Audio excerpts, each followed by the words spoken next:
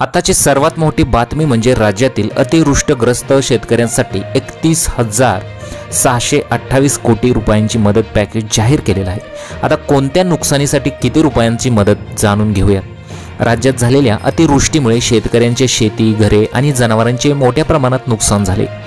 त्यानंतर मग राज्य सरकारने शेतकऱ्यांना दिलासा देण्यासाठी 31,628 कोटी रुपयांची मदत पॅकेज जाहीर केलेलं आहे। आता मुख्यमंत्री देवेंद्र फडणवीस यांच्या अध्यक्षतेखाली झालेल्या मंत्रिमंडळ बैठकीनंतर या मदतीची घोषणा करण्यात आली। आता दिवाळीपूर्वीच शक्य तितकी मदत थेट खात्यात जमा केली जाईल असा निर्धार मुख्यमंत्र्यांनी यावेळी व्यक्त केलेला आहे। आता शेतकऱ्यांची जी दिवाळी आहे, आता दिवाळीपूर्वीच त्यांची दिवाळी साजरी होणारच आहे। आता या पॅकेजचा लाभ 29 जिल्ह्यांतील लाखो शेतकऱ्यांना मिळणार असून त्यांच्या शेतीचे पुनरुज्जीवकरण करण्यासाठी सरकारकडून तातडीने पावले उचलली जात आहेत। आता राज्यात यंदा 1.43 कोटी हेक्टर क्षेत्रावर लागवड झाली होती, त्यापैकी 68.79 लाख हेक्टर क्षेत्रावर पिकांचे नुकसान झाले आहे।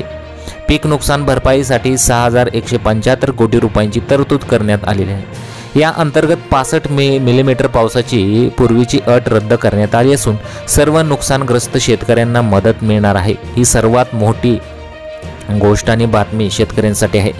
विमा उतरवलेल्या 45 लाख शेतकऱ्यांना संपूर्ण नुकसान भरपाई मिळणार आहे। वाहून गेलेल्या जमिनींसाठी प्रति हेक्टर 47,000 नुकसान भरपाई, तसेच संपूर्ण जमीन वाहून गेल्यास प्रति हेक्टर 3.47 लाखांची मदत मिळणार आहे।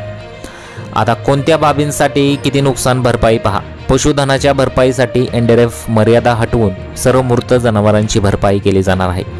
आता पूर्णपणे पडझड झालेल्या घरांसाठी पंतप्रधान आवास योजनेअंतर्गत पूर्ण अनुदान म्हणजे त्यांना घर मिळणार आहे।